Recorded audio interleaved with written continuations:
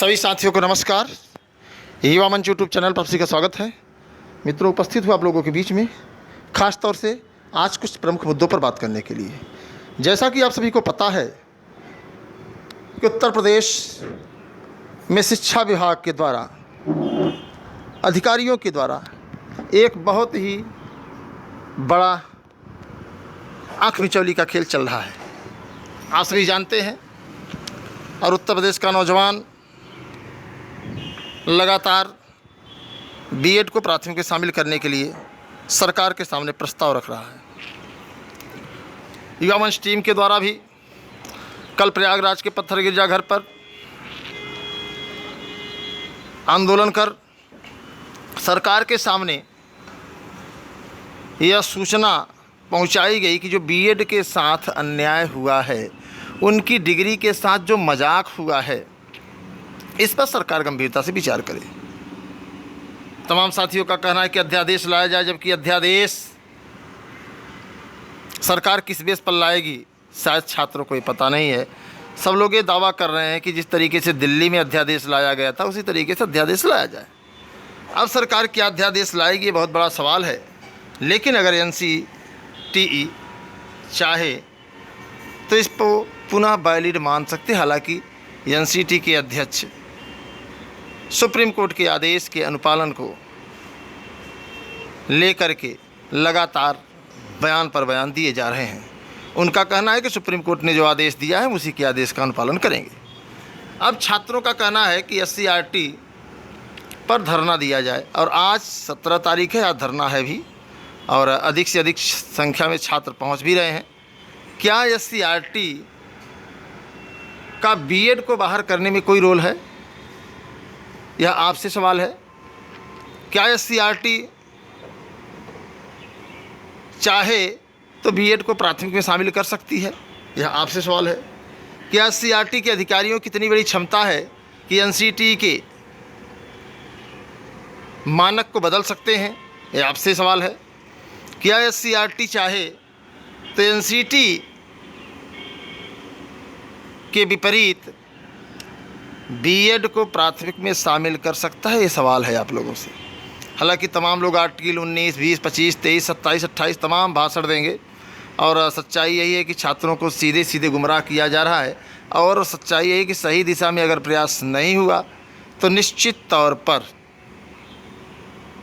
उसका अंजाम, परिणाम क्या होगा, ये आप लोग जानते हैं। अब अध्यादेश और सरकार का क्या है? सरकार अध्यादेश क्यों लाएगी? सरकार को अध्यादेश लाना ही होता तो पहले ही सरकार अध्यादेश ला करके जो है बीएड को शामिल करती। जबकि NCTE का सीधे सीधे कहना है कि सरकार के अनुज्ञा पर, सरकार के कहने पर हमने जो है प्राथमिक विद्यालयों में बीएड को शामिल किया था। अब सुप्रीम कोर्ट ने जब इन्हें बाहर कर दिया है, तो आखिर हम क्या करें? सुप्रीम कोर्ट के आदेश का अनुपालन होगा। और आज बड़ी बैठक है, लगातार हम लोग संघर्ष कर रहे हैं, लगातार प्रयास कर रहे हैं। आज NCTE की बैठक है, और देखिए इसमें क्या होता है। तब तक आप लोगों को धैर्य बनाए रखना है। ख़ास तौर से मैं बात करूंगा 69,000 शिक्षक भर्ती, जो एक बहुचर्चित शिक्षक भर्ती रही है। तमाम एक्सपर्ट, तमाम वकीलों से हम लोगों की लगातार वार्ता चल रही है, और ये कहा जा रहा है कि अगर 28 जून 2018 का जो राजपत्र है उसे रिजेक्ट कर दिया गया है, उसे अस्वीकार कर दिया गया है, तो 69,000 शिक्षक भर्ती पर भी गाज गिर सकती है। अब सवाल इस बात का है कि कैसे गाज गिरेगी, क्या होगा उसका परिणाम, क्या होगा उसका अंजाम, ये तो वक्त बताएगा।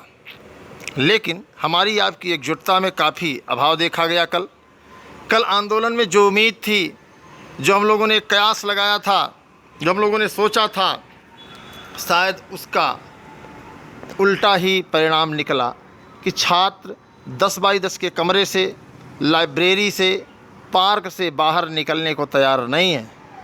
हालांकि तमाम साथियों का कहना है कि सीटेट की परीक्षा है, बिहार में भी हमको मौका मिला है परीक्षा देने का, तो हम परीक्षा दे दें।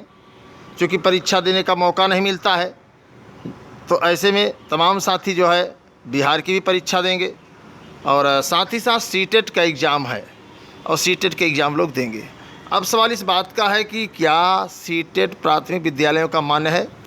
दावा ये किया जा रहा है कि सीटेड प्राथमिक विद्यालयों का जो 1 to 5 कराया जाता है उसको रिजेक्ट कर देगा। अभी तक रिजेक्ट नहीं किया है। मध्य प्रदेश जैसे तमाम प्रदेशों में अब सरकार सदमे में आ गई है, बीएड को बाहर कर रही है, उनको भर्तियों से छांटा जा रहा है। तो आखिर ऐसे में क्या करना चाहिए? एकजुट होने की ज़रूरत थी, लेकिन लोग अपने मन के मुताबिक कर रहे हैं। हालांकि हमें किसी से कोई शिकवा गिला नहीं है, किसी से कोई वो नहीं है। मैंने प्रयास किया था 2017 में बीएड को प्राइमरी में शामिल करने के लिए और सरकार ने उस पर गंभीरता से विचार किया था।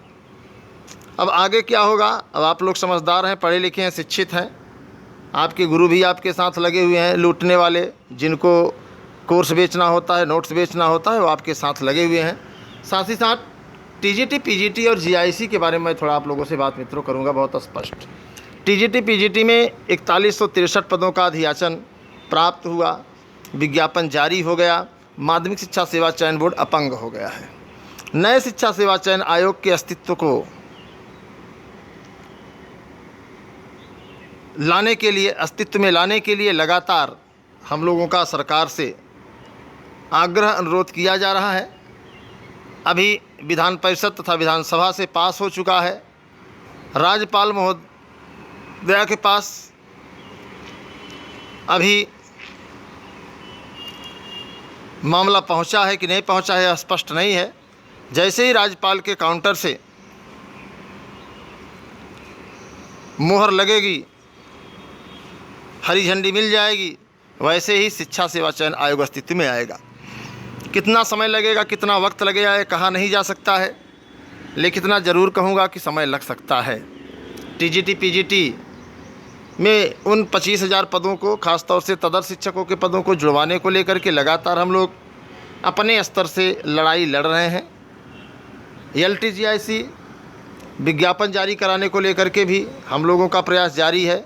GIC प्रवक्ता विज्ञापन जारी कराने को लेकर के हम लोगों का प्रयास जारी है। जैसा कि कल आप लोगों ने देखा भी है कि सीधे हम लोग मुख्यमंत्री और राष्ट्रपति महोदय से हस्तक्षेप की उम्मीद करते हैं और उम्मीद ये भी है कि हस्तक्षेप किया जाएगा। 2024 का चुनाव है, तो मैं चाहूँगा कि आप लोग भी थोड़ा सा सक्रिय रहिए, आप लोग भी थोड़ा सा सही दिशा क्या है इसका चयन करिए।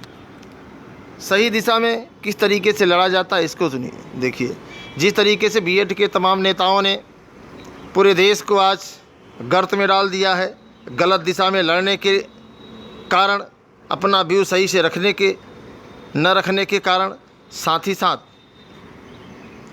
सिर्फ और सिर्फ सोशल मीडिया पर माहौल बनाने और हकीकत में ना कुछ करने की ये जो सज़ा बीएड डिग्री धारकों ने पाई है, ये बहुत ही निंदनीय है।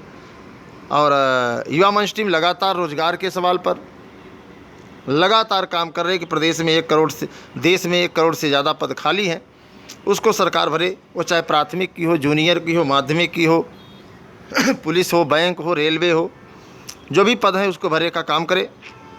यहाँ सरकार क्या कर रही? पदों को काट रही है, पदों को समाप्त कर रही है। अभी हाल ही में आप लोगों ने देखा होगा 1,39,000 पदों को जो है सरकार ने प्राथमिक विद्यालयों से हटा दिया। इसी तरीके से तमाम विभागों में पद धीरे धीरे काटे जा रहे हैं और पद तमाम समाप्त किए जा रहे हैं। तो आप सभी को इस बात को समझने की ज़रूरत है। अगर आप इसको नहीं समझ सकते हैं तो आपको समझाना मुश्किल है। हम लोगों का जो प्रयास है लगातार जारी है और मैं चाहूँगा कि आप लोग भी प्रयास करिए, जीत ज़रूर मिलेगी। बीएड को प्राथमिक में शामिल करने के लिए अध्यादेश की ज़रूरत नहीं है, मैं बार बार कह रहा हूँ। NCTE के ही माध्यम से इस पर गंभीरता से विचार किया जा सकता है।